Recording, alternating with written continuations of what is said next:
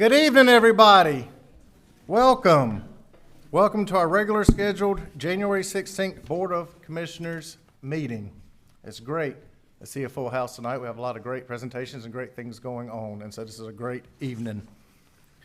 I have asked tonight Dr. Josh Redberg and Adam Darnell with Redeemer Community Church to lead us in our invocation, and recently I visited their new campus on Wagstaff Road, and they have a beautiful new community church there and doing a lot of great things in our community.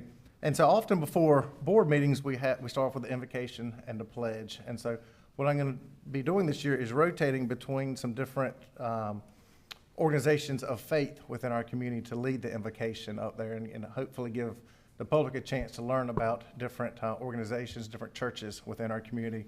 But I'm proud tonight for our first one to be Dr. Josh Redberg and Adam Darnell with Redeemer Church. And after that, we will have our Pledge of Allegiance. And our Pledge of Allegiance is not just one individual tonight, but it's going to be a great group of boys and girls. And these will be the 14U girls and the 10U boys that are here tonight to be recognized as state champions. And I'll call you boys and girls up in just 1 minute. But if you all would please stand for the invocation and pledge. Please join me in prayer. Father, we come to you as the creator of heaven and earth. We know that it is only because of you that we live and breathe and have our being. Lord, you created us to flourish and be fruitful in the world you made for us to inhabit. And so we come to you asking for you to pour your grace out on this meeting. Lord, we know these government officials are your ministers to help us as a community love our neighbors as ourselves. We pray for wisdom. We pray for justice. We pray for honesty and truth, for compassion and mercy. May they act and may they lead in such a way that our community is blessed.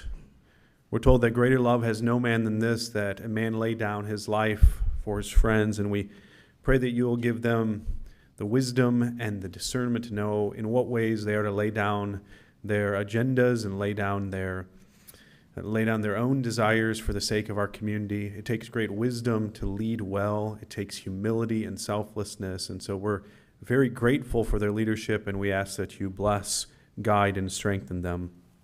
Lord, it is only because of what Jesus has done that we understand what it looks like to have this type of selfless love. And so we pray that the life of Jesus will be a model for them as they lead our community. So, Father, bless, strengthen, embolden, and give wisdom to them. In the name of Jesus, I pray. Amen. Amen. Boys and girls, if y'all like to all come forward, you can come up here, or you can stay. If you like that, you can stand to the side of your parents. And you're going to lead everybody tonight in our Pledge of Allegiance. And the great thing about this is y'all are going to go down in the minutes of Fuquay-Varina forever knowing that y'all came here tonight to lead our Pledge of Allegiance. So when y'all are all down here and ready, you can start the pledge. Face the flag for me, please, everybody.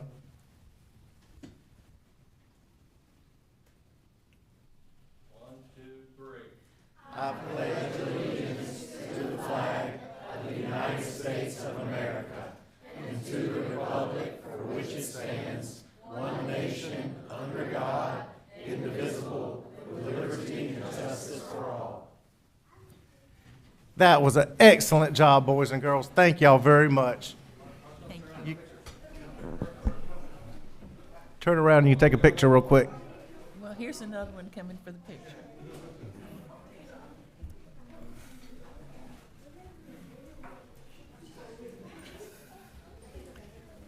Thank you, boys and girls. We'll call you right back up here shortly for your presentation.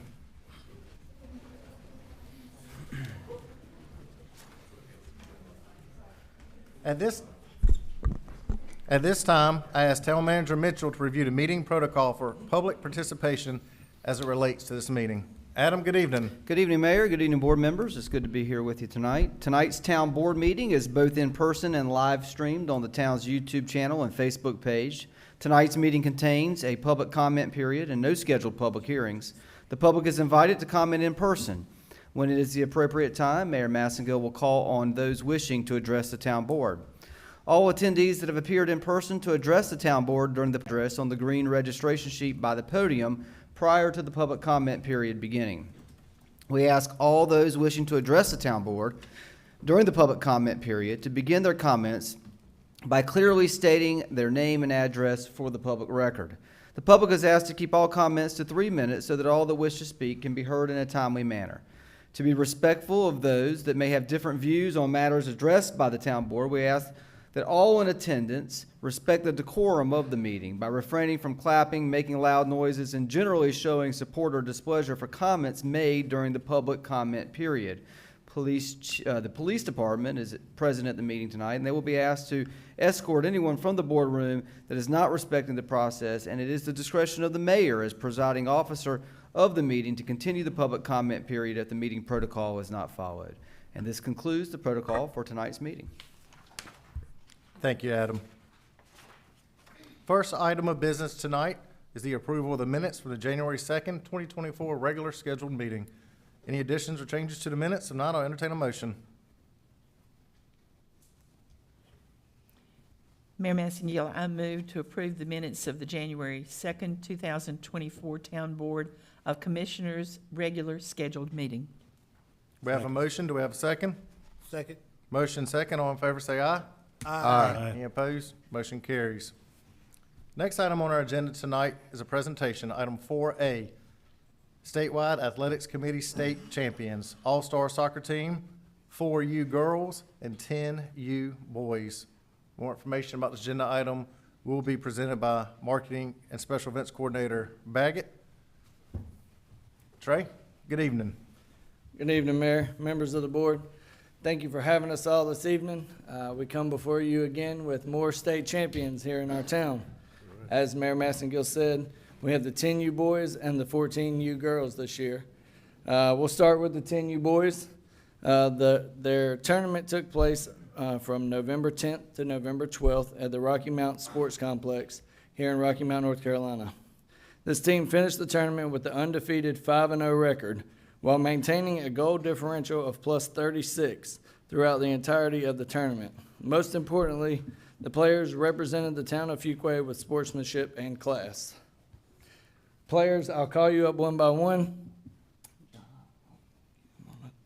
We have a small gift for you. Yep. So first we have Blake Brady.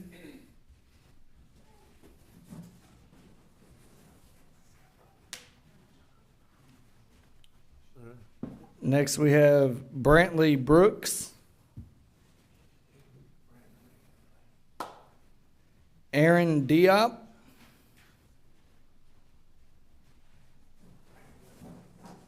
Y'all can clap for them too if you want.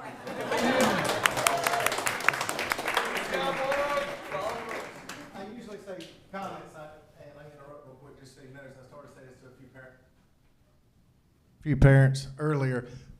This may feel like a formal occasion, but it's informal and fun at the same time with your kids. So please clap, cheer, move around and take photos, whatever you need to do. It is nothing off limits right there, so don't feel bad. You're welcome to do that. Please do. Trey, let the show continue. Yes, sir. Next we have Mr. Arthur Geeslin.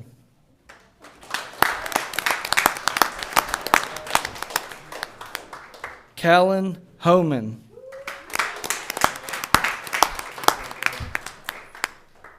Cameron Mullen. Parker Mullen.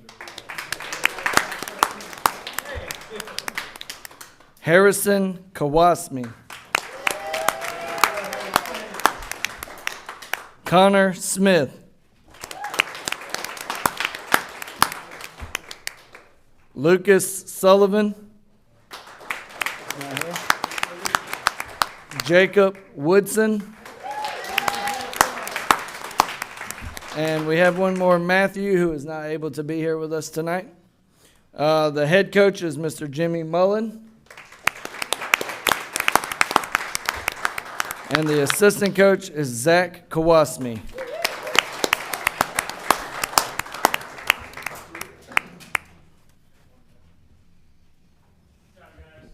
First of all, congratulations, boys. Way to go. Look at this cool trophy you get right here. We are so proud of you. So proud of you in Fuquay-Varina to represent us. And a 5-0 record is what I heard right there when you went to the tournament. That is great. We are so proud of y'all and know that you will continue to play great soccer in Fuquay-Varina. So we have this trophy here for you tonight, and we are so proud of y'all. I'm going to present this trophy with you, and we'll all take a big picture together. Okay, boys? Congratulations.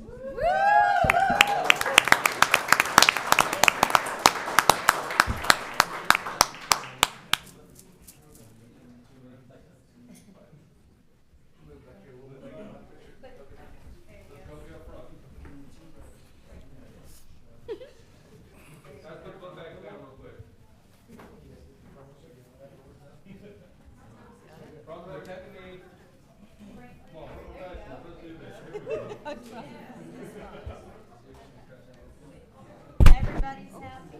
Sorry. Smile. Sorry.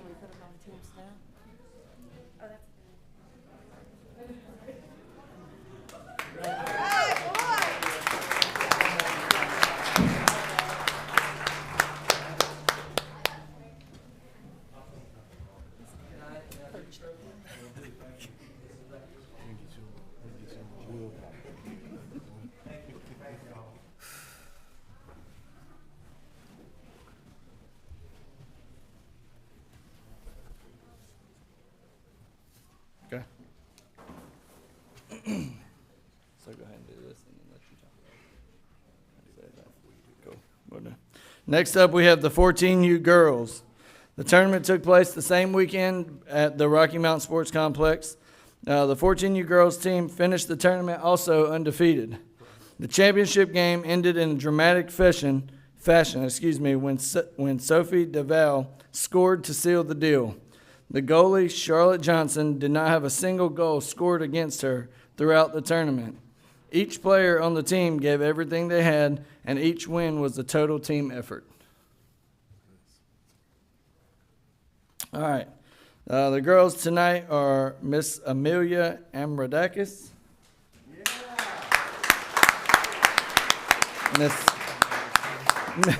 Miss Kaylin Bunyan. Sarah Conley. No. Sophia DeVille.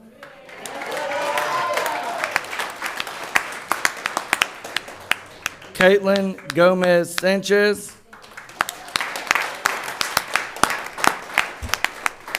Ella Gratz.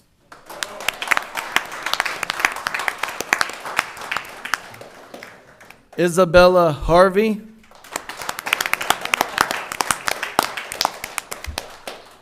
Abigail Hills.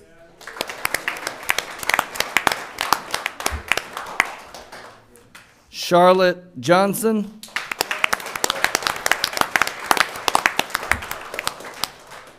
Natalie Perez Orduno. Miranda Perez Ramirez.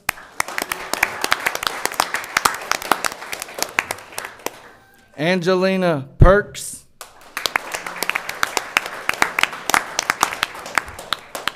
Kennedy Rebolts.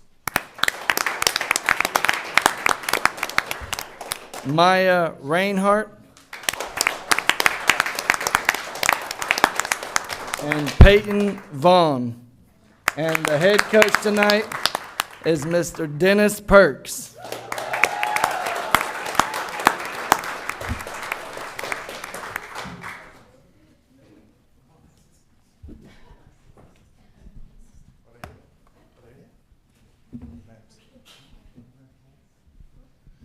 We have two assistant coaches we'd like to have down here too tonight also.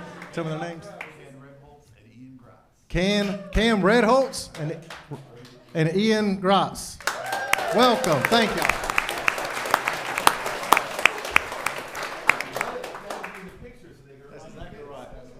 First of all, girls, congratulations. This is incredible. Undefeated 14U representing Fuquay-Varina. We are so proud of y'all here tonight. It's an exciting time frame. That's right. One more round of applause. I like that. Thank you for representing Fuquay-Varina so well in that state championship. And coaches, thank y'all for putting your time in to help coach these young ladies right here. This is a trophy here for y'all tonight. Soccer state champions. Congratulations. We're proud of you here in Fuquay-Varina. Don't let this be your last season. We want to see it happen again next year, okay? All right.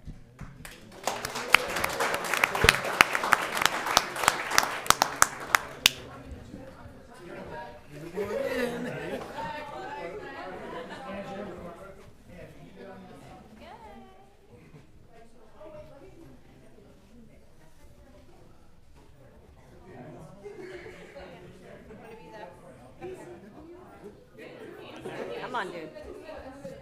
Okay. Have we? Girls forever.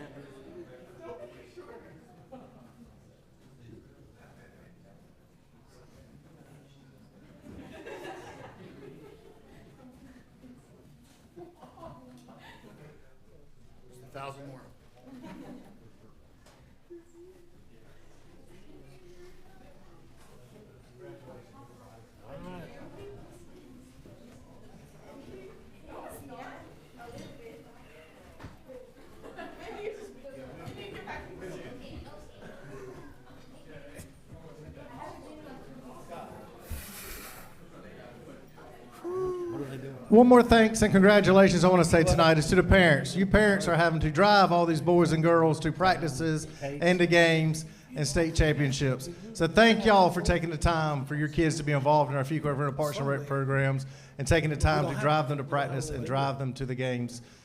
It'd be too long of a walk for me and these kids, I imagine, right there. So thank y'all for being involved right there. And y'all are helping them and being great parents for these kids right here in our community. So I want to give all the parents in this room a round of applause for that too. Thank you.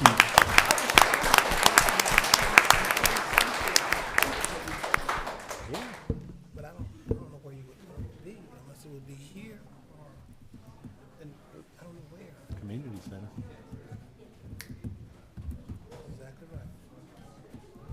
That's a good spot. Usually I want at the community center. There's not a trophy case at the community center, is there? But that would be the place to. We'll wait just a minute as the parents and kids leave the room.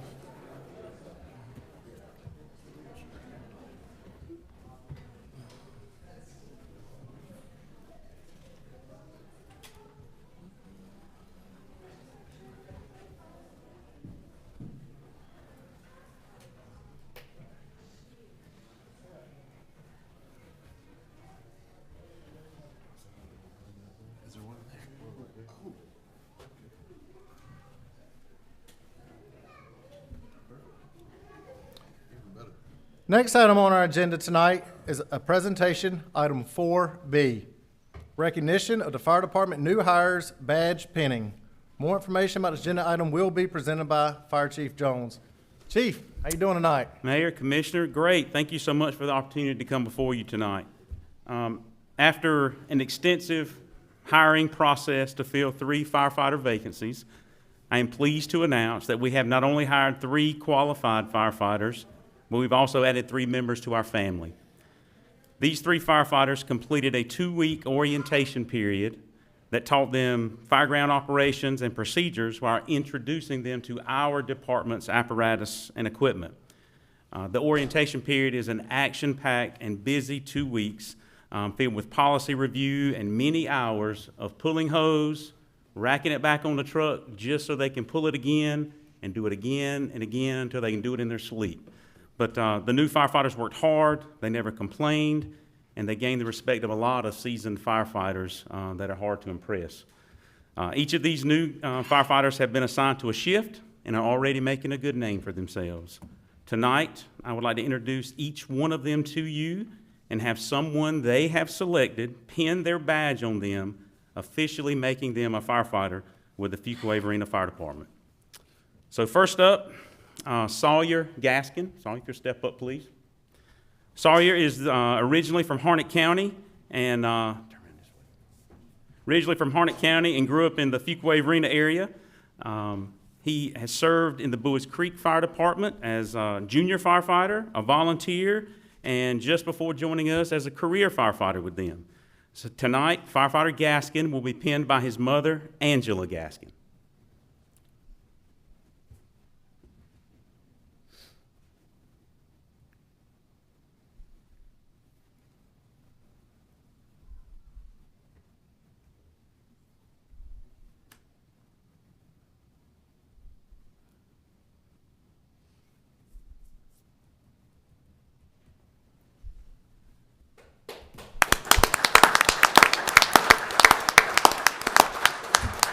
Congratulations, all you. Next up, Jackson Lee. Jackson is a Southern Wake Academy graduate right here in Fuquay-Varina. He joined the Kinston Fire Department in 2022 after graduating from the Central Carolina Fire Academy in 2021. Firefighter Lee will be pinned by his father, Brian Lee.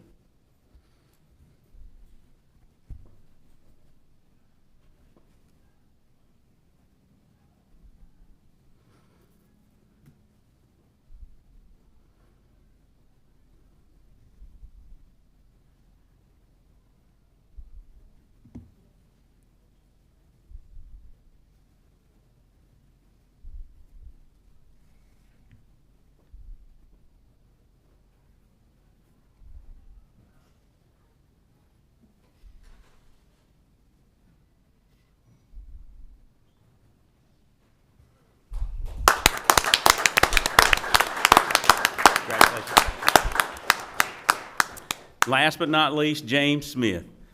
James Smith recently graduated from the Cape Fear Community College Fire Academy and then joined the Rocky Point Fire Department just outside of Wilmington after graduation. Firefighter Smith will be pinned by his mother and father, Denise and Jim Smith.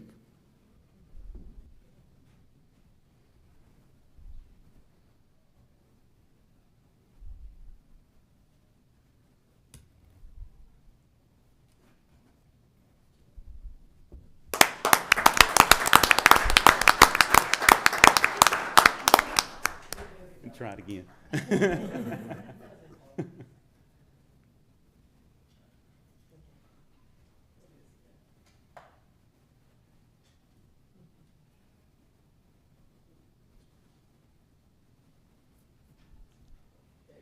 Right.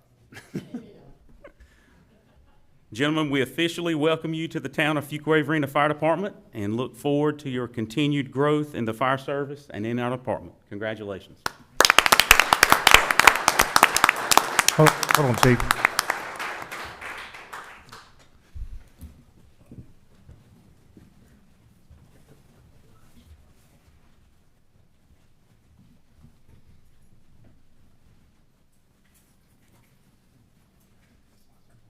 Congratulations.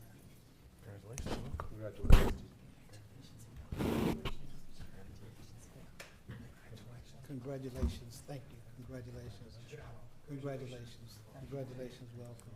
Congratulations, thank you so much. Congratulations.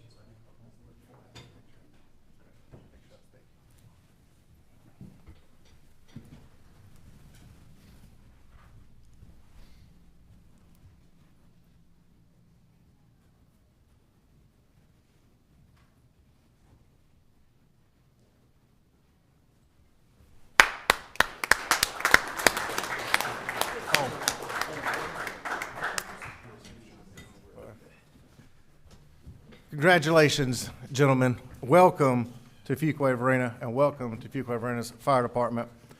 I got to meet every one of y'all earlier tonight and each of you, your individual family members that you have here with you tonight. And so you have family members that are here supporting you, but it's not just family members that you brought here tonight that's in the room right there.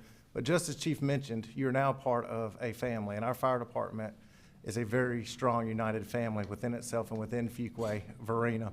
For instance, you see some of the other gentlemen in this room that are co-workers of yours here to support you tonight. And Fuquay-Varina supports its fire department. We're proud of you, and I think it's a key word what Chief said is that you have joined Fuquay-Varina's family of firefighters. You bring experience. Every one of y'all have experience coming here to Fuquay-Varina, and you'll do a great job. Listen strongly to your supervisors, and to your chief, and you'll have a long, great career ahead of you. So congratulations, we're proud of you, and welcome to Fuquay-Varina. Thank you.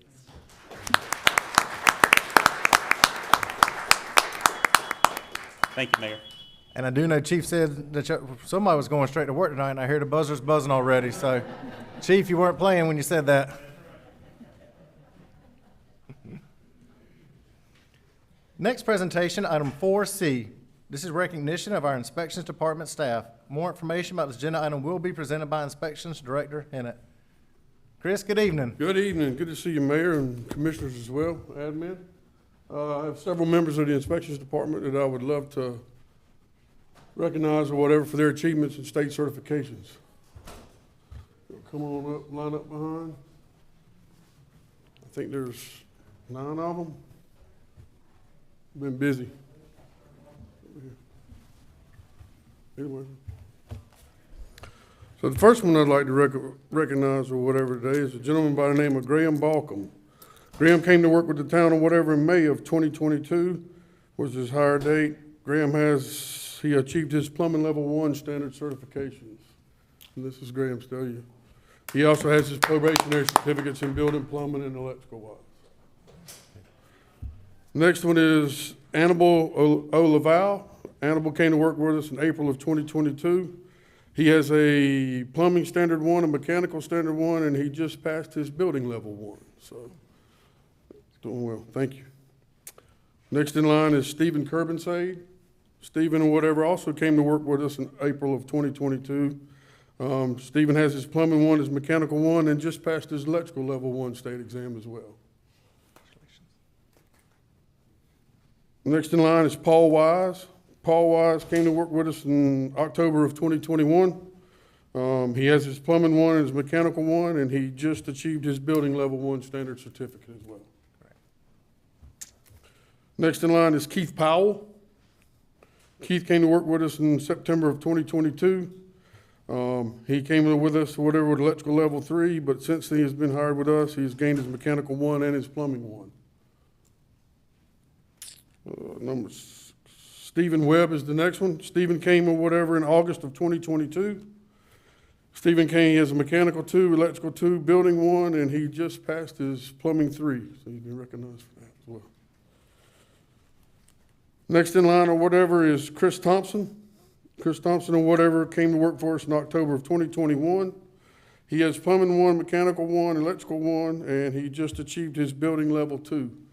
And the ones that I tell you that have their regulars, they also have a probationary for the next step forward or whatever. So for him, he has his probationary building 3 as well. Next in line or whatever is Tim Johnson. Tim came to work with us in July of 2018. Tim has his building 3, mechanical 3, plumbing 3, and then he just achieved his electrical level 3. So he has all 4 level 3s. That's the highest standards you can have. Next in line is Kevin Mickey. Kevin came to work with us in January of 2017. He has building 3, plumbing 3, mechanical 3, and he just achieved his electrical level 3 certification as well.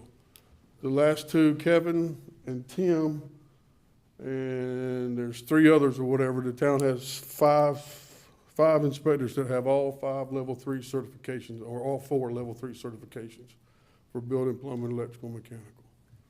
Can't get it any higher. So it's nice to have them on staff for all the stuff we got. Thank you, gentlemen, very much.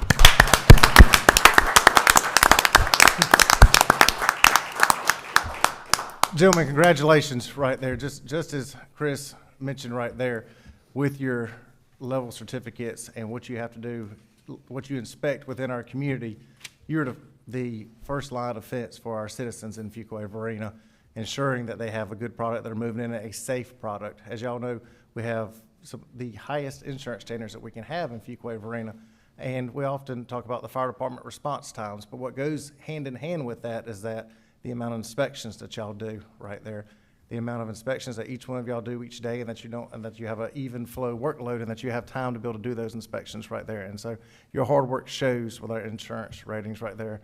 And myself and the entire board appreciate y'all continuing to get your levels and continue to improve. We got a lot of great projects coming up in Fuquay-Varina, especially from the commercial and non-residential side. So give you a lot of great opportunities to inspect items right there. But thank y'all for coming here tonight. Thank you for continuing to inspecting Fuquay-Varina, and we're very proud of y'all here tonight, gentlemen.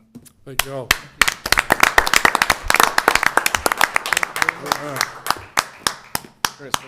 Chris, send them up. You going to do, Chris. sir? All right, oh, yeah, go right around there once you check in, whatever, get a picture of you. You're doing fine. Congratulations, sir. Thank you.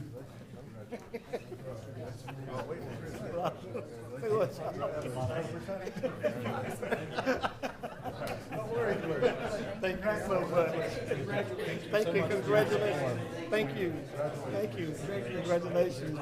Thank you, appreciate all you do, thank you. Appreciate all you do, thank you. All right, thank you, appreciate all you do. Thank you so much, appreciate you. Thank you, appreciate all you do, thank you.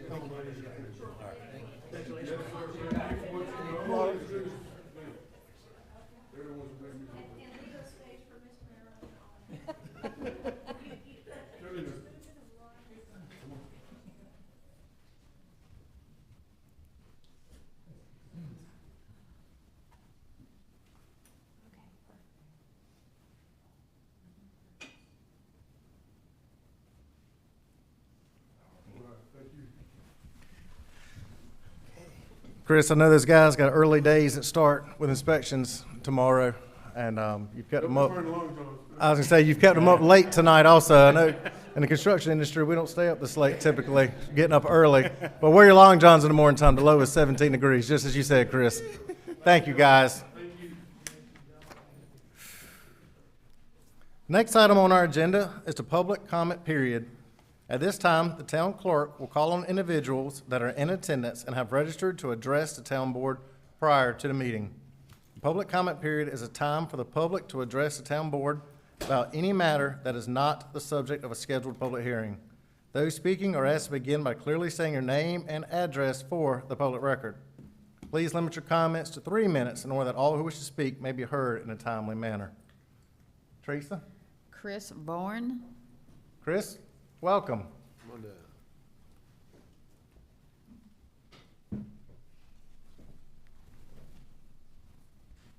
Thank you, Town Board, Mr. Mayor. I'm Chris Boren, and I'm at 741 Catherine Lake Court. That's in the South Lakes development. So I feel kind of bad because after all this great recognitions, I wanted to talk a little bit about property assessment and taxes. So I was following the news on WRAL, and apparently they have released or are about to release new assessments for property values. And apparently we're about to see a pretty big increase on Wake County. On average is going to increase 53%. So I just kind of wanted to go on the record and ask that the town follow the lead with Wake County to lower the tax rate to offset this big increase that is about to occur. So just some numbers. If you take 53%, I believe Wake County's portion of the taxes is about 62 cents per $100. So you take that 62 cents divided by 1.53, that gets you about 40 cents or something, plus or minus. However, I think Wake County is proposing to go about 46 cents, and then Fuquay-Varina's taxes is about 60, 40, Wake, Fuquay-Varina. So I just wanted, with this big increase in the property values, to lower that rate to offset it. And just also keep in mind that insurance rates are also going up quite dramatically over the past couple of years. So it's really kind of, I think, not hurting, but it's impacting people with how much these costs are rising. Especially, it's maybe good for people who are short-term and flipping houses, but for those of us who kind of plan to be here long term, some of these rates can have an impact. And so I just wanted to encourage the town to consider that going forward. Thank you. Thank you for your comments, sir. Teresa, do you have anybody else signed up? No, that's it. Anybody up in the room that's not signed up? Okay, public comment period is now closed. Just to address the gentleman's comment in the room about Wake County evaluations, I do believe at the Wake County Board meeting tonight, they're revealing what the actual numbers are for locations, and the news has reported, on average, north of 50% increase across the county in property values. And as we all know in this room, reevaluation period in Wake County is done every 4 years, comes out, and everybody's property values are up. So the good sign is that Fuquay-Varina is in demand. People are moving here, hence property values are going up, and I think we all enjoy that very much. What I will tell you with a reval of 53% increase right there, you're right. And one of the things that a board is required to do is to show a cost neutral, revenue neutral tax rate right there. And this board typically will start its budget planning in the spring and then present a budget for public comments throughout the spring and then vote on it in June right there. And so I do not think it would be a fair assumption to expect the tax rate to stay exactly where it is. It'd be a 53% tax increase right there on that. But and that's what this board will talk about through there on the rate. But you're right, a lot of expenses out there in the community, out there in the world right now, and we will through the budget process be going through those numbers and seeing where they are. So thank you for your comments.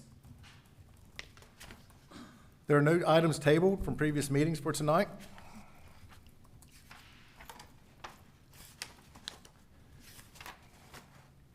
Next item on our agenda will be the administrative report, fiscal year 24 to 25 budget development schedule, topic of the hour. Joanne, good evening. How are you? More information will be provided by Finance Director Crabtree. Joanne, how are you this evening? Good evening to Mayor and the commissioners. Yes, it is that time. We just finished the audit and we're right into budget. So we're in the process now. We have a schedule before you. What the budget schedule is a guide for the development of the budget process, because we have some public hearings and public interaction and so by having this schedule that we're going to adopt or get you to approve tonight, that will help us to stay on our statutorial requirements as far as the budget and doing everything in a timely manner.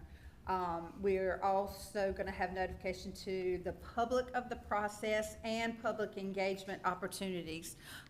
We have a survey that is out on Let's Talk FV, and it is open to the public now for any comments they would like to go on, and let us know about things they would like in that to be considered in the budget.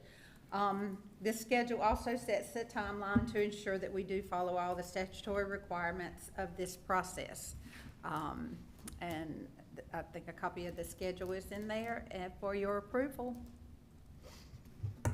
Any questions? I think it's that time of year. We're It's working that on our time next of budget. year, yes. Right here. Yes. Joanne, I know it takes a lot of time from you and your team and your staff, along with management in a variety of areas for this budget process, and a lot of public input goes into there. I think between workshops, public hearings, it's and advertising, as you mentioned on Let's Talk About FV, is at least a half a dozen different opportunities for the public to provide feedback in there. Mm-hmm. And we're required also, for the gentleman in the back, when there is a reval year, that we will list the revenue neutral. But our budget is driven by the things that we have going on. We have some tax increases, but that's based on debt and different things that we have in our 5-year plan. So stay tuned and look at the website and everything else, because we do like to get feedback from the public. Okay. Okay. Any further questions or comments from board members? If not, we'll entertain a motion. Mr. Mayor, I move that we approve the fiscal year 2024-2025 budget development schedule as presented and recommended. We have a motion. Do we have a second? Second. Motion second. All in favor say aye. Aye. Any opposed? Motion carries. Thank you, Joanne. Next, item 10B, Public Utilities Capital Project Report. More information will be provided by Public Utilities Director Wagner. Mike, good evening.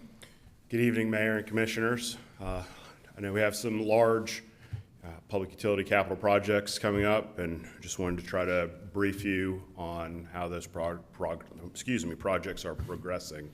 The first project I have talked about tonight is the Sanford Water Filtration Facility expansion project. That project is expanding Sanford plants from 12 million gallons a day to 30 million gallons a day. We've partnered with Sanford, Pittsboro, and the town of Holly Springs on that project. The estimated project cost before the project went out to bid at the end of July was $315 million. The town's estimated portion of that project is approximately $100 million.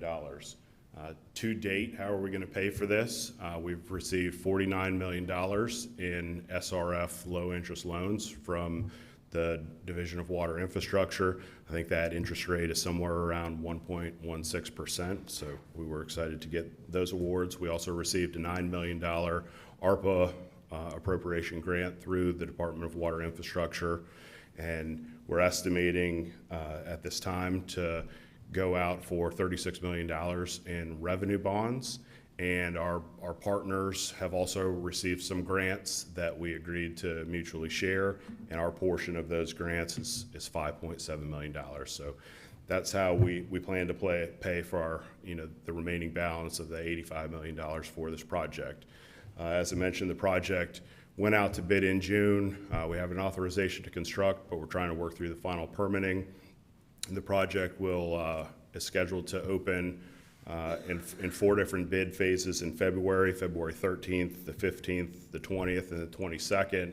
Those projects are the intake structure on the Cape Fear River, the upsizing the conventional treatment plant, the GAC facility, the granule activated carbon facility, and the biosolids dewatering facility. If all goes to plan, we open up all 4 of those bids, get 3 responsive bidders. We'll apply for the LGC at the beginning of March and hopefully go to the LGC in April and try to award this thing and keep moving forward. There's a milestone that we're all trying to hit of 18 million gallons per day in the plant.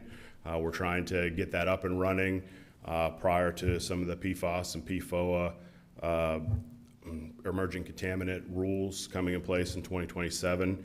So that 18 MGD milestone is December 2026 with final completion of the whole plant in February of 2028.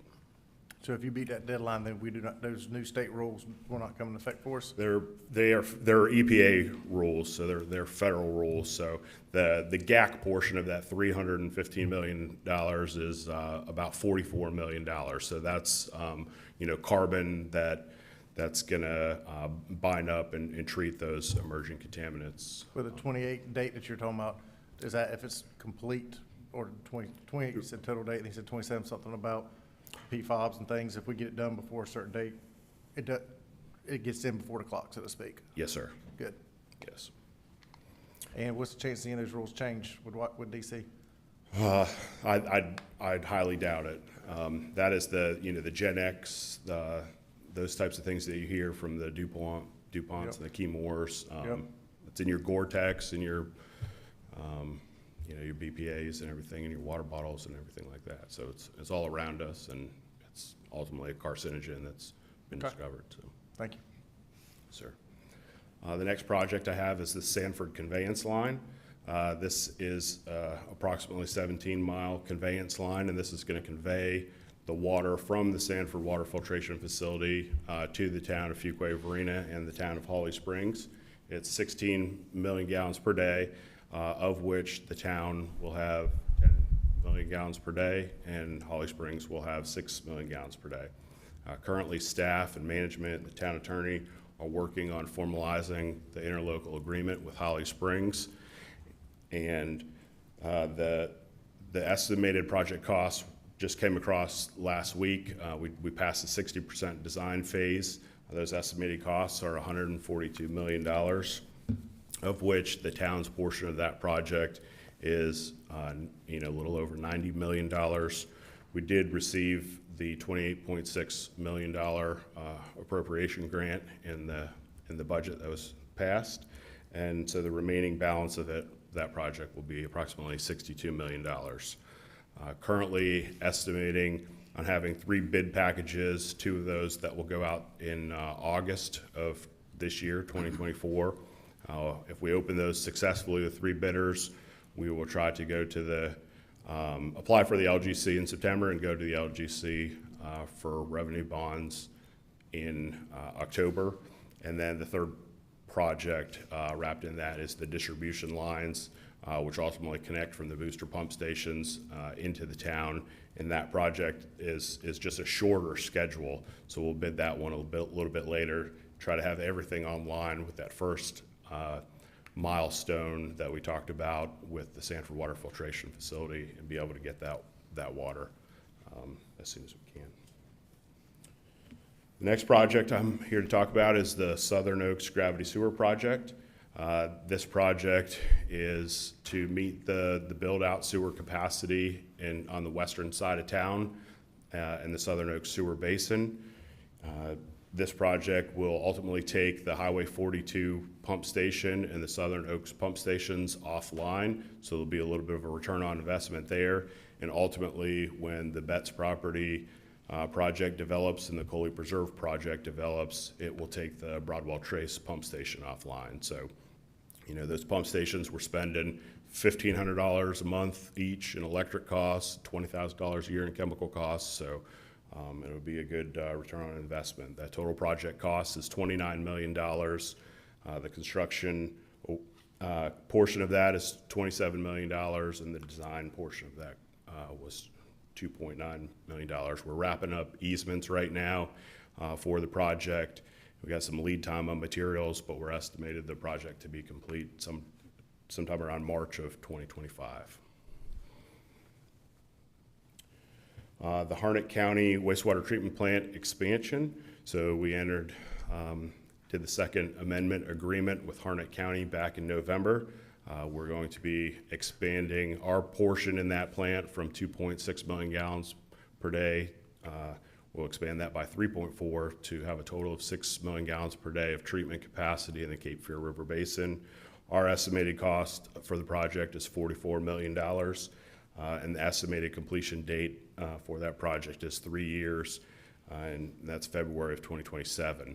So they're converting their oxidation ditches to sequencing batch reactors for the treatment in that facility. Our Terrible Creek wastewater treatment plant expansion is going pretty well. We're entering into the 60% design phase of that project now. That will increase the capacity in the Neuse River Basin at Terrible Creek from 3 million gallons per day to 6 million gallons per day. At that point in time, our permit does require us to be staffed 24/7, 365.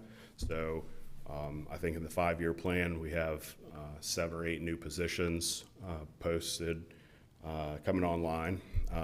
We need to have those staff somewhere on site. So part of this project includes a new administration building for that staff. I'm currently working with NCDOT on the HL 0006 project, which is the Lake Wheeler Extension project that will run through the north part of that site. So we're actually had the appraisers out at the facility today as we try to work as partners with NCDOT so they can have a successful project and we can expand the plant successfully. Will that road affect this plant expansion or any future expansions? We've adjusted the design a little bit for the current expansion, and we're trying to work with them to have enough room for the ultimate 9 million gallon a day expansion. Which word you said? We will have room to expand in the future. Okay, I couldn't hear you a minute ago.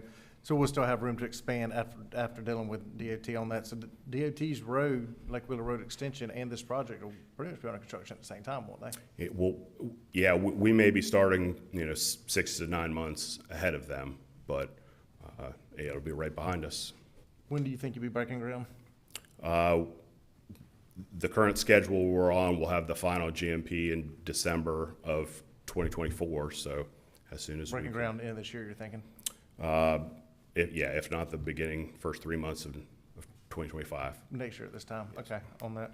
And what is the next level of expansion you can do? We went from 1 to 3, 3 to 6. How much room do we have left? So that'll be, once we complete this expansion, we will go through, we're getting some estimated numbers, but we'll have to do a stream analysis with the state and everything to see what we can ultimately expand to. And as we look down the road into the future, when you're looking at things like PFAS and microplastics and all of these things that are in the environment, we're not sure of, what those future treatment requirements will be, as technology comes online. So ultimately, the goal right now would be the 9 million gallons per day, but we'll see what comes out of that study. All right, don't let DOT mess you up. We want the roads built at the same time, but at the same time, we got to build a treat sewer too. Yes, sir. Thank you, Mike. And then I think Joanne and James have a portion of this update.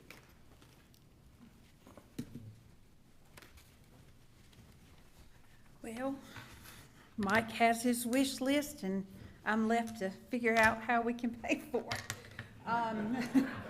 Somehow. Out of those projects, over $300 million in projects, 2 of them are ready now to actually do some borrowing of the money. So I'm going to kind of walk through the process because we have just recently sold bonds, the Series 2024 Combined Utility Revenue Bonds. But of all the projects that he was speaking of, this most recent issuance was for the Southern Oaks and the Harnett Wastewater Treatment Plant. The process, of course, everything with local government, there are rules, regulations, and things we have to follow. Back in December, you adopted a resolution to authorize management to go forth with the project and to do the financing. So the board authorization for projects and financing, that was the first step. Once you did that, then we had to get project costs. We had to figure out exactly how much did we have to borrow. The Harnett County wastewater treatment, as Mike said before, $44 million. Southern Oaks, $27.7 million. Now, my numbers are inclusive of some the issuance costs as well. So on top of his construction cost, we also have cost of issuance as well. Once we got those costs, then we had to do an application to LGC because everything we do has to have their stamp of approval. So we did the LGC application, and as of, I think it was the 2nd, they had their meeting. We were approved by LGC for this project. Back in November, before the project came to fruition 100%, we also have to get these bonds rated. So we actually met with Moody's and Standard & Poor's, and the bonds were rated as AA2 for Moody's and AA for Standard & Poor.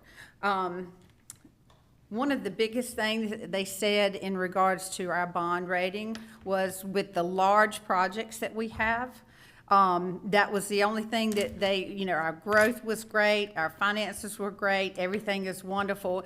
The only reason we did not get that upgrade was basically just due to the magnitude of projects that we have on board but we had a stable, rating as well. They said we are stable. All of that was good. The next step, we had to get underwriters. Robert Baird and Company were our underwriters for the public sale. And then back on Wednesday, they presented the bonds presented the bonds to the public for sale. The total proceeds that we were going to borrow for both projects is $72.3 million, which includes the issuance costs. Then we had to issue a preliminary official statement, and that is where we basically sell ourselves. We talk about the town, talk about everything that is going on in the town, the population. It's our way of selling ourselves to the public for them to want to invest into our community. So that had to be done.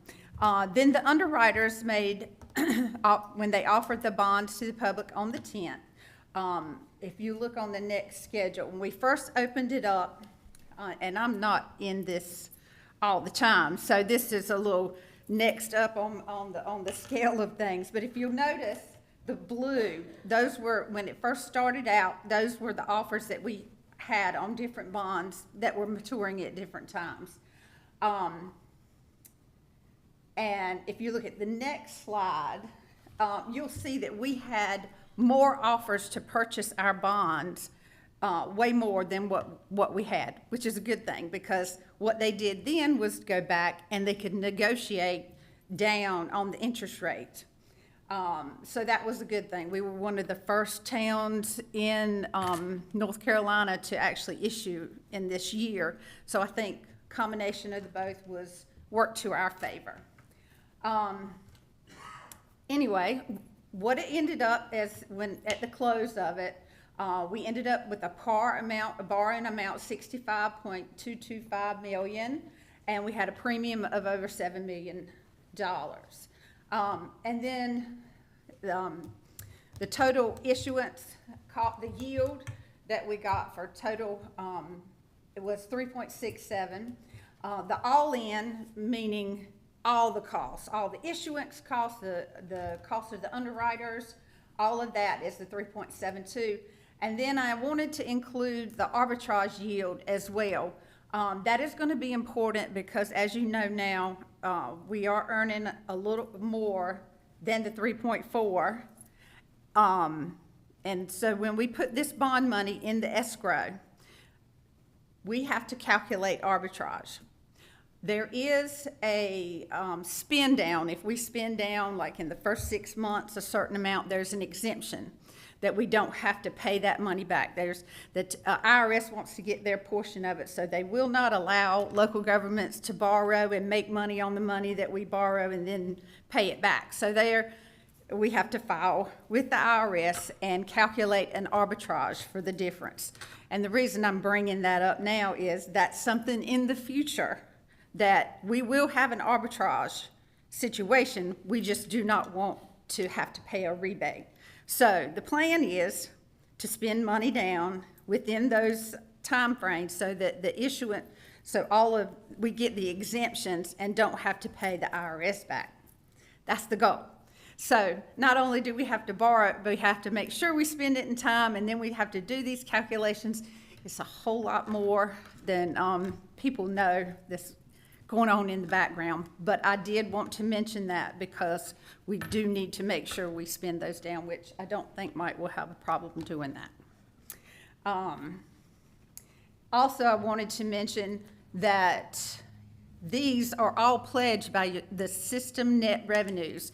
This is not paid for by your tax dollars because this is the utility, so it will be the net revenues on the water and sewer fees and the system development fees. That's what they're there for. Because we have the growth, we have to have the capacity, and that's the situation. It's a good problem to have because it's, due to the growth and everything that we have going on. If there's any other questions for me, I could go on all day with all this technical stuff that nobody really wants to know about. Joanne, you've done an absolute wonderful job explaining that. Bond stuff is very hard to explain, and you did a wonderful job. So It's a lot to it. It is. And your department there. The key thing is low rates is what you've negotiated Low rates, for us. yes. Absolutely great, brought in as cheap as we could. And you can do the best you can for tax avoidance versus evasion because you don't want to go to jail. I sure don't. Well, mostly I don't want to have to pay back to IRS to anything because. Will you personally guarantee it for us? I can't personally guarantee, but I'm going to make sure Mike keeps. Keeps uppity up. If I borrow it, we need to spend it in the time frame. My accounting teacher taught me back in school. We said tax avoidance all day long is great. Tax evasion is jail. That's right. That's exactly right. Thank you, Joanne, very much. That was a wonderful presentation. Town Attorney Adcock, you have a comment? I'll be brief. Oh, no, I don't know any attorney that's brief. I'll have a whole lot less math, I can promise you that, than the last one. So I'm just going to discuss some legal updates. We are working on an interlocal agreement that Mike mentioned with the town of Holly Springs, dealing with the conveyance line that runs from Sanford to our booster pump station up on kind of the Burt Road area where it divides up and goes from Fuquay and Holly Springs. The agreement is very similar to the agreement that we've got with Sanford. That's a kind of a co-ownership agreement. The agreement deals with a number of things. Just hit some high points. It deals with the easement areas that we're going to obtain from Sanford to the pump station site. Those easements will be held as joint tenants between the two towns. The easement areas are only going to be used for the conveyance line and future joint projects. Individual towns can't go plowing lines in the easement or allowing people to connect to the conveyance line, because that line is to bring water from Sanford to the pumps to be divided between the two towns. So none of the property along there can connect to it? That's correct. When they're in our jurisdiction, we want them to connect to it. The way it's designed, it's just to get up to where our tanks are, because the pressure required to get up there, Mike can speak to Okay, that that's what I more. thought, making sure, I understand. Yeah, we've just got to get it up to the tank, and then we can convey from there to property owners. So it will not be tapped. It'll be used for delivering water, and property rights in the easements and the co-owned pump station site will be perpetual in nature. This interlocal agreement is like all the other ones we do. It's under that 99-year statutory requirement with renewals, but the actual property interests are perpetual. So we're going to own this thing until both parties agree to do something else with it, or else it'll be in perpetuity. So key terms, the ILA is going to set out scheduling and procedure for bidding, review of bids, and ultimate financing. It governs the operation and maintenance of the conveyance line and the pump station site. It sets out the ownership. The breakdown in ownership is 62.5% Fuquay-Varina and 37.5% Holly Springs, and that's based on the ultimate 16 million gallons per day that 36-inch line could ultimately produce or convey. Right now, we'll have 10 coming out of Sanford. It'll be 6 and 4 between Fuquay and Holly Springs, but ultimately Fuquay could get 10 and Holly Springs could get 6 out of this line without any expansion. The interlocal agreement distinguishes between jointly owned infrastructure such as the conveyance line, storage tanks, and individually owned infrastructure such as meters. Each town will kind of have its own little meter station there where the water divides. Each have a meter in each building, and from there it'll go to the transmission lines to the two towns. And also it sets a procedure for us to measure the water between the two towns and divide the water bill from Sanford, because they're only sending one bill. So we have to split those up between the two towns. As I mentioned, it's a 99-year term. The property interests are perpetual, and it's anticipated this agreement will be before both town boards in March, so we'll have a full agreement. But I would expect it to have these terms and similar terms to interlocal agreements we've adopted in the past. If anybody's got any questions, be glad to answer them. All right. Do we have any questions? I don't have any questions. Don't see any other board members right here. Okay, thank you. Attorney Adcock, thank you. Thank you.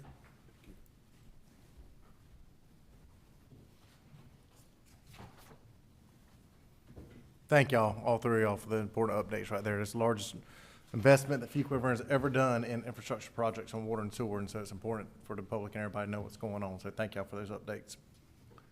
Next item of business, other business, item 11A, manager's report.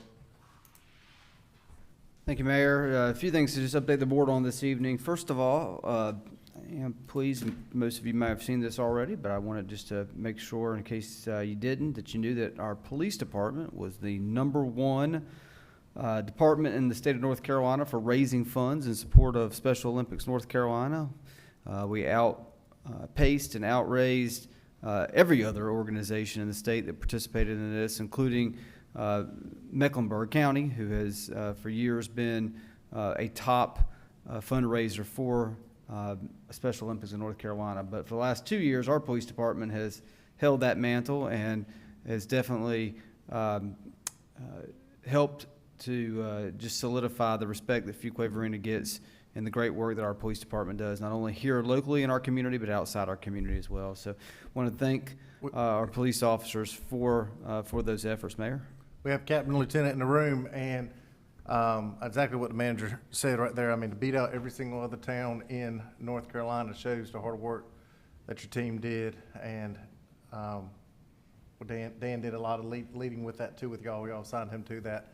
And to beat out even Mecklenburg right there, Charlotte, the largest, I don't know if Charlotte's the largest town anymore in North Carolina, but still, the point is, we are not the largest one, and we are the largest fundraiser there right there. So that's very important. Our community cares about that. So thank y'all for that hard work. Over $120,000 this past year raised for Special Olympics. Yep.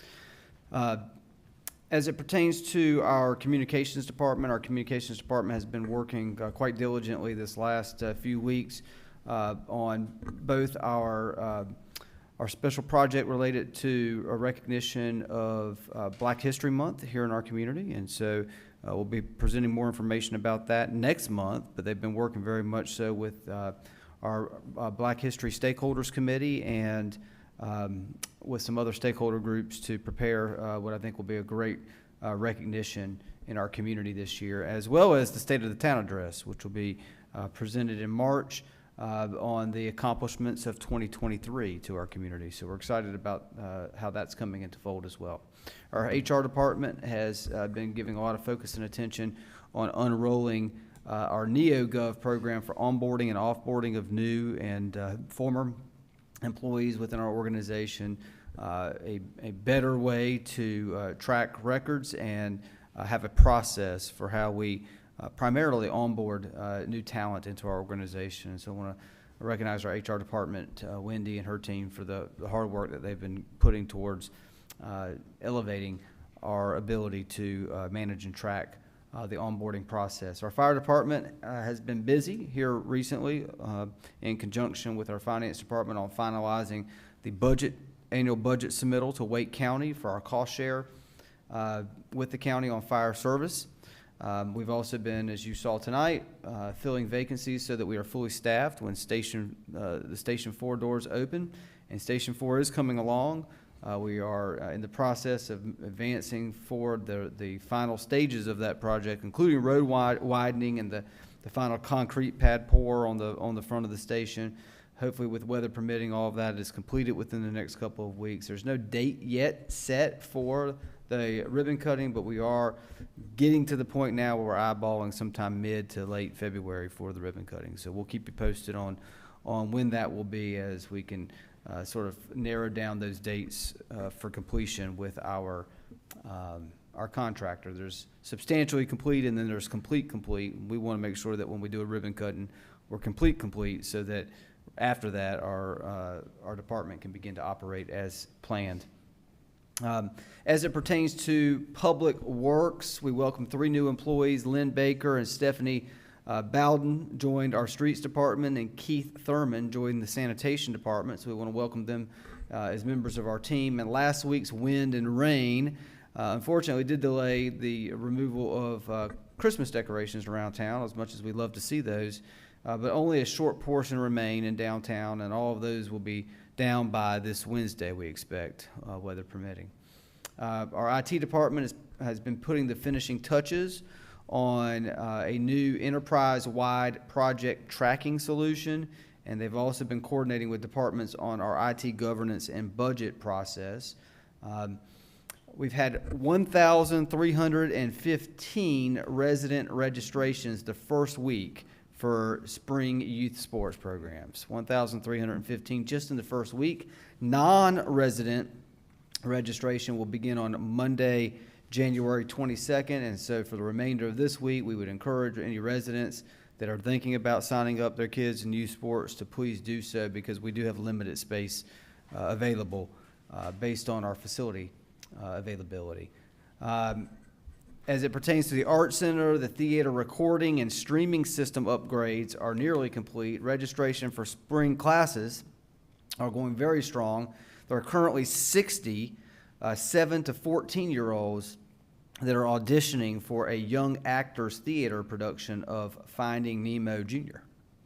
And then we do have a couple of events that are already sold out for this month. Noche Flamenca and On the Border, the Eagles tribute band. They are completely sold out for our Art Center Theater. The Fuquay-Varina Economic Development Summit is set to take place on February 1st from 11:30 a.m. to 1:30 p.m. at the Art Center, and it will be hosted by the Fuquay-Varina Chamber of Commerce and the town of Fuquay-Varina. And this summit will feature keynote speaker Dr. Mike Walden, and he'll be providing updates on economic trends and forecasts for our region. So good information at the summit. Encourage anyone who's interested in that to please register and participate. The engineering department was successful in this last round of LAP applications. The Old Honeycutt Kennebec intersection is being recommended for award for funding. This is there by Willow Spring High School and is being recommended for award through Campo. So it just waits executive board approval, for which our mayor serves on the executive board. The total cost of the project is estimated at $1,461,000, for which Campo would be responsible for just shy of $1 million of it, $981,000, and the town's local match would be $480,000. So a good partnership between the town and Campo DOT. Public utilities, we sold, as Joanne mentioned, more than $72 million of revenue bonds last week with a fantastic interest rate in this market of 3.68%. And we do want to make sure that we remind our customers, water customers, to winterize their outside plumbing. This upcoming week, we're expected to see temperatures in the 20s and maybe even dipping into the teens. So they can help themselves out and help us out at the same time with weatherizing their plumbing. I also just want to mention that there was a new study released by real estate site Open Door that revealed the top real estate markets in 2023 in the United States. Of the top 20 hottest zip codes, 2 were from North Carolina that made the list: 27587 Wake Forest and 27526 Fuquay-Varina. This was by Open Door, which is a very reputable real estate site. Most zip codes, 13 out of 20, were listed from the state of Texas and the state of Florida. The rankings were based on the number of homes that went into contract within 90 days of being listed, indicating an increased demand for properties in these communities. So to be recognized on that as a desirable place to live, we all know that already, but this sort of cements that what was already a belief of ours by Open Door and their recent study.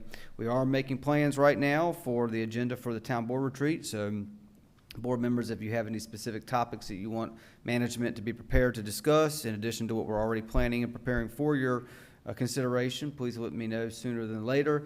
And I would also just make you aware that if you weren't already, I believe you all are, that our downtown manager, Dawn Russell, she is has resigned from her position with the town. She and her family are moving to Wilmington, which is sort of been a goal of theirs for a number of years, and to get closer to some of their family. So we'll miss Dawn and her contributions to our downtown, which have been far and great over her years of service with us. Last week, the mayor, myself, Assistant Manager Seymour, we met with the FEDA board to talk about the replacement process, as well as generate some excitement around the North Carolina Main Street Conference in March, and all the great things that we're doing in terms of our focus on downtown. But I want to make sure that the town board was aware of that. In your agenda, there are also a few other items of note. A quarterly report was included in your agenda with some metrics on how we've done this through the second quarter of the fiscal year. Coming up on January 17th, the police department will host an event at Windsor Point Retirement Community, Friends with Wisdom, an opportunity for our police department to engage with these citizens in our community that live in the Windsor Point community. This will be on the 17th from 9 a.m. to 10 a.m. The Arts Center, again, on the border, the Ultimate Eagles Tribute will be February 3rd at 7:30 p.m. And then another Coffee with a Cop. Our last Coffee with a Cop was very successful, and a great turnout for that. And so we have another one coming up on February 14th, Valentine's Day. If you like cats, this is the one to be at the Right Meow Cat Cafe on Main Street on February 14th from 9 to 10:30. With that, Mr. Mayor, I've got no other comments to provide to the board. I'm happy to answer any questions that board members might have. You know, I wondered if we need to remind Right Meow Cat Cafe that Taylor Swift's been in the news a lot lately, and she's really big into cats, and maybe they get her to do a guest appearance. And Valentine's Day, that'd be great too. Well, Travis if Kelce. I was our police department, I would tell the whole community that Taylor Swift will be there. I'm sure it'll be the biggest turnout at for I'm a huge Coffee with a Cop that we've ever had. I'm a huge Chiefs fan too, by the way. Now, there you go. Thank you, Manager, for the updates and those report right there. I'll see if I can let Taylor know that y'all welcome her. Commissioner Harris, any town board comments? No comments, Mr. Mayor. Thank you. Commissioner Adcock, any town board comments? I'd like to wish my wife happy 25th wedding anniversary today. Well, congratulations. 25 years she put up with you. I am proud of her. I know. I am really proud of Shannon. Yeah. Congratulations. Thank you. Commissioner Wunsch, any comments? Just two quick things for me. Echo what the manager said. Great coffee with a cop at First National Bank. And then I wanted to, I was asked to help publicize that the Wizards are coming to town at Herbert Akins Road Middle School. It's the Harlem Wizards, very similar to the Harlem Globetrotters, and I believe they've been around just about as long. And several of us will be participating in it along with the staff at Herbert Aiken and the basketball players. And so tickets have gone on sale. You can get them online. And I know I'll be participating, the mayor and Chief Medina. So looks like it'll be a good time over at the middle school. You can practice doing my jam. Brian's rolling his eyes at me. I hope somebody please gets that on camera. I can get some new shoes. And that's February 7th, if I didn't say, February 7th at 7 p.m. Thank you, Commissioner Wunsch, and get me some new Air Jordans. Commissioner Haynes, any comments? Just three quick ones, Mr. Mayor. Definitely want to give, I guess, I had a wonderful experience at the Arts Inspired Dance Academy winter recital this past Saturday. The young ladies did a wonderful job. So definitely thank you to their team and parents and volunteers for all they do to make that happen. I do want to recognize one young individual in our town that has been an amazing volunteer at Pontiac Community Center this year, and we're recognizing her as the 2023 Youth Volunteer of the Year. Her name is Quinn McDonald, who is the daughter of Lieutenant Michael McDonald. So I definitely want to recognize her today. If you know her, she works hard everywhere she goes. She does everything, and she does it full out. So I definitely want to recognize her. Last thing, yesterday was amazing. Dr. Martin Luther King March and program. It was well put together. The Cultural Arts Society did a wonderful job, and they based it off the quote from Dr. King that said, "Our goal is to create a beloved community that will require a qualitative change in our souls, as well as a quantitative change in our lives," which I feel like all of us as, elected officials and people in town, we work towards a beloved community, which we all love, which is the town of Fuquay-Varina. That's all I have, Mr. Mayor. That's right. Thank you, Commissioner Haynes. Mayor Pro Tem Gardner, any comments? Yes. First, it was a pleasure again to see these champion athletes from our town sports program who've been so successful this year, and to see our employees continuing their education. The quality of our workforce is just something to really be proud of, and our new hires in the police department. At the chamber today, there was a ribbon cutting for Equity Resources, and this business is led by a young man who graduated from Fuquay-Varina High School, came through the middle school here, and as an adult now is opening his business here in Fuquay-Varina. So it was a real warm, fuzzy feeling that we're getting that kind of result with our young people from here, who want to come back to our community and make a difference here. I guess that's all I have. I would like to say, for any of you who know Dawn Russell, please take the opportunity, if you see her, to thank her for her service. She has been here 7 years and has made quite a difference in our downtown Main Street program for our 2 downtown districts. And we wish her well in her new employment with UNC Wilmington.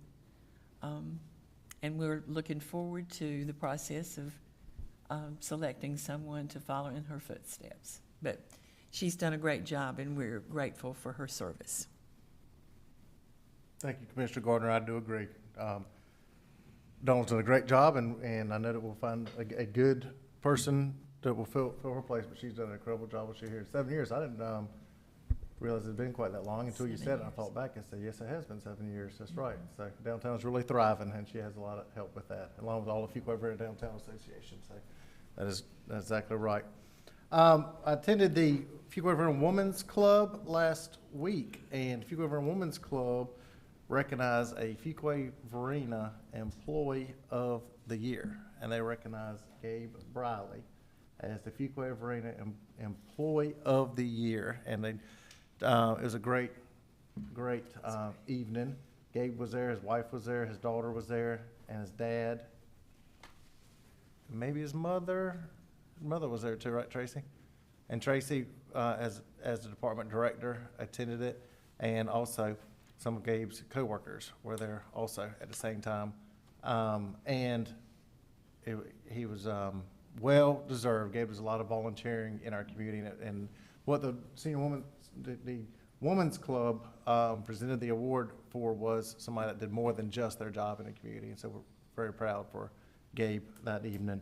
As Brian mentioned a moment ago, the Martin Luther King celebration yesterday was really a great event. It was well attended. Brian, do you think it was a record turnout or close to it, Bill? You think getting close to it? Yeah, I think so. I think it was a good turnout. It was a great turnout. Church was full. Yeah, church was full, and a lot of people walked in it too, and it really was a great turnout and great event. Just as you said, the Cultural Arts Society that helped with it also, but it really was a great event and continued to grow from there yesterday.